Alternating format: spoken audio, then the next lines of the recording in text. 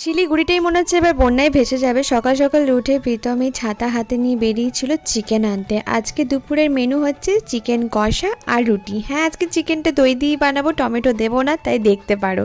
আর রুটির এখানে আটাটা মাখছিলাম আর প্রীতম এদিকে আমাকে হাতে হাতে হেল্প করে দিচ্ছিল রসুনগুলো ছাড়িয়ে।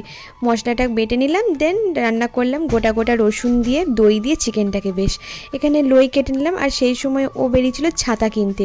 সকালবেলা যে ছাতাটা নিয়ে বেরিয়েছিল সেটা হচ্ছে দিদিদের ছাতা, আমাদের তো একটা ছাতা লাগবে, সেই কারণে ছাতা কিনতে গেছিলো।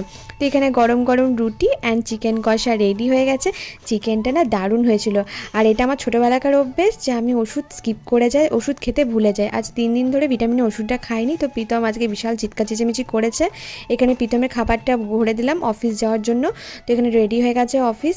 আর এখানে আমি একটুখানি গুছনি বাগানি করে নিয়ে প্রীতম বেরিয়ে গেল অফিসের জন্য। আর রাতের বেলায় বানিয়েছিলাম ভাত। পুরো ফুল ভিডিও রিলেটেড ভিডিওর সাথে পেয়ে যাবে। আজকের মতো আসি, টাটা।